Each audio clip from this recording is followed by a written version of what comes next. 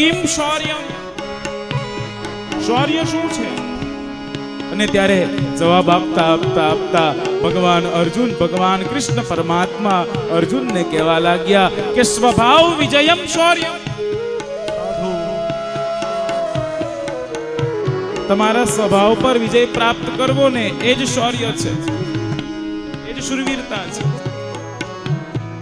ઘણા વ્યક્તિ એમ કહેવાય હૃદયના બહુ ચોખ્ખા હોય, બધું જ બહુ સારું હોય, પણ જ્યાં સુધી ન બોલે ત્યાં સુધી સારા.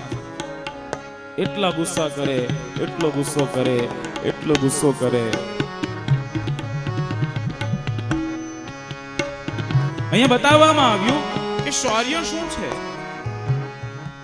તો શૌર્ય એને કહેવામાં આવે કે તમારા સ્વભાવ પર તમે વિજય પ્રાપ્ત કરો, એ શૌર્ય.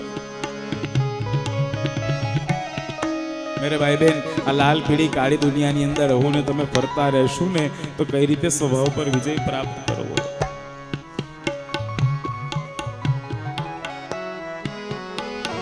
મોટામાં મોટી ઉપાધિ જે છે,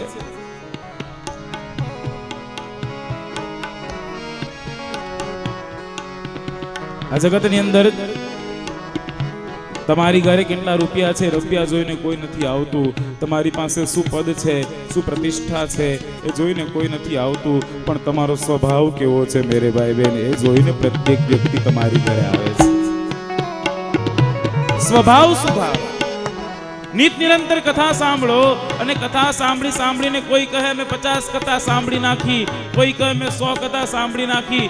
પણ 100 કથા સાંભળીને નાખી, શું કર્યું? કથા સાંભળી અને નાખતા ગયા, કથા ઉતારી નહીં. 100 કથા સાંભળો કે એક કથા સાંભળો, પણ એ કથામાંથી કથા તમારામાં કેટલી વાર બેસે છે એ મહત્વનું છે મેરે ભાઈ બહેન. તમે ભલે ની 100 કથામાં બેસો, પણ તમારી અંદર કથા કેટલી વાર બેસે. અહીંયા બતાવવામાં આવ્યું કે શૌર્યમ શું છે? તો સ્વભાવ વિજયમ શૌર્ય.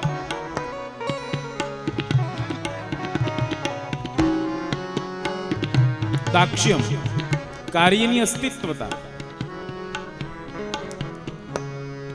હનુમાનજી મહારાજમાં દાક્ષ્યમ હતું મેરે ભાઈ બહેન.